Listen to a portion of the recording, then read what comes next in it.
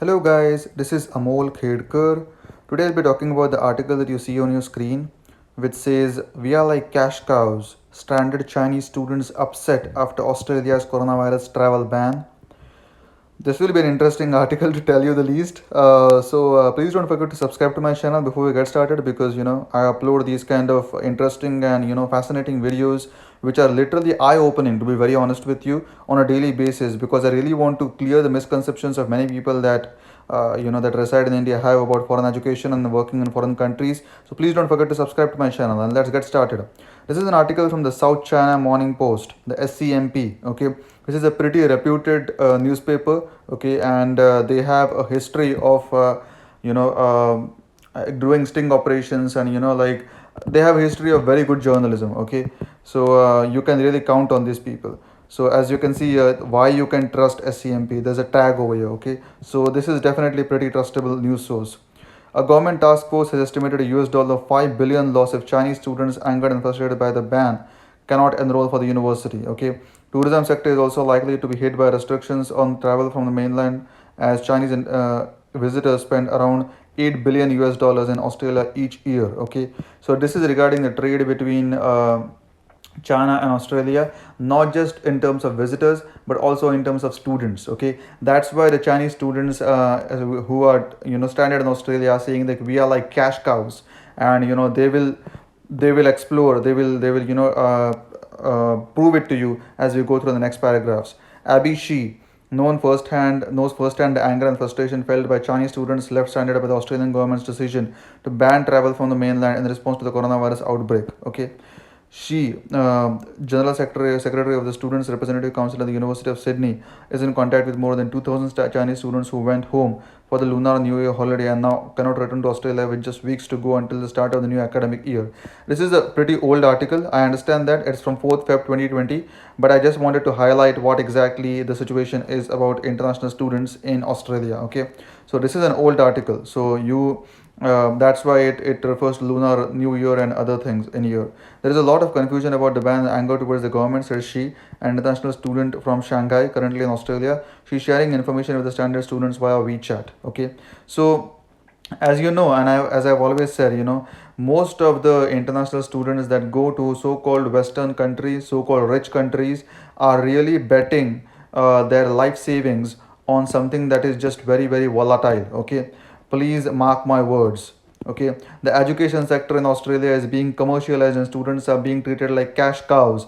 This is a student in China saying. I'm not saying any of this. Okay, I have made videos about these where I am urging people to stop going to foreign universities from India. Okay, this is just a big sham that is being portrayed by all these foreign universities and foreign countries. Do not look at the websites of these universities. They are going to tell you all the goody things, and you fall for them, and then you go to these universities and you spend your entire life savings. Okay, I have seen these kind of things happen. I have seen people take huge loans and then they regret those kind of things. Okay, so this is not, the world has changed a lot. Okay, you can get many things in India as well. You don't have to go to other parts of the world. So universities don't care about our affected career path, life, tenancy issues, our pets at home, nothing of that. So the thing is that universities are really just trying to make money out of this. Okay, just look at the first bullet point over here. Okay, government task force has estimated $5 billion loss if Chinese students angered and frustrated by the ban cannot enroll for the university. So 5 billion loss is the number that they are attaching to to the number, to how Chinese students come to Australia and enroll in the universities. So just imagine this. Okay, the what I'm trying to say is that Australia will have a loss of $5 billion if Chinese students stop coming to Australia to pay tuition into the universities. Okay, this much how Australia depend.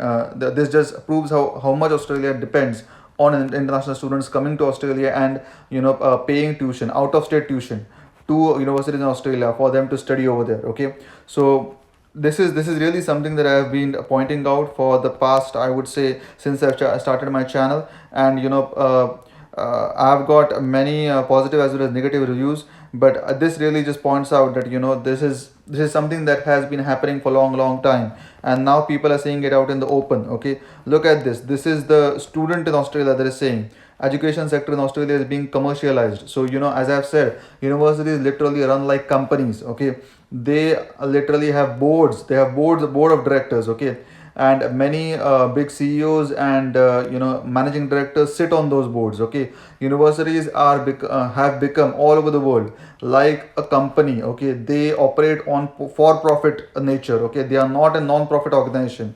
They operate on the for profit nature. That's why they want money for them to keep on progressing. That's why it is just not advisable for many Indian students to go to foreign universities and start studying there, at least from my point of view, because I'm just trying to give you an honest advice. If you want all the sugar coated advice, you can go to some other channels. I don't mind that. But if you want the real advice, and if you want the real truth, because you came here for the truth, okay, I am not going to lie to you. You came here for the truth, and I'm just telling you the truth that all these universities are using international students as cash cows.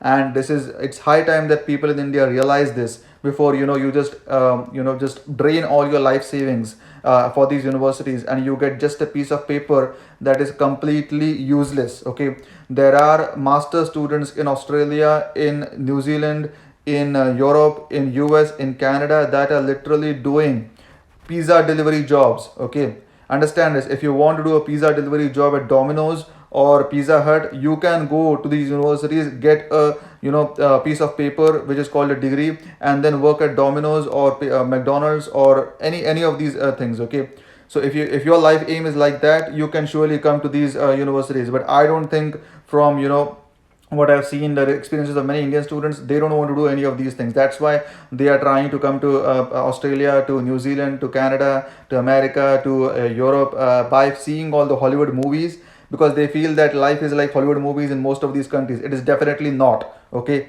life is very, very brutal in all these countries. Okay, and these countries are using the international students for their own benefit, because they want their money. That's it. Okay, nothing else.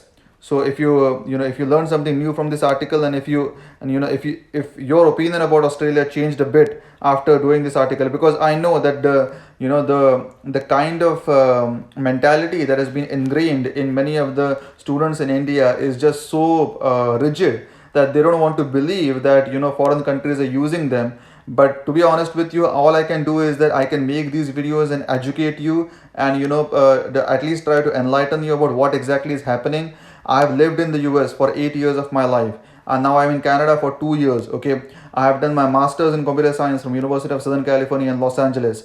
I have done my MBA in finance from Kelly School of Business in the state of Indiana in the USA. Okay, I have 2 degrees from the US. I'm permanent resident of Canada right now. I have been on a student visa and a work visa in the US. I know the drill. Okay, I'm outside of India for the past 10 years now, and if you don't want to listen to me, it's fine. You can go outside and drain all your life savings. But if you really want honest advice, a genuine advice from a person who has gone through all these things, please listen to me. Thank you. Have a good day. Bye bye.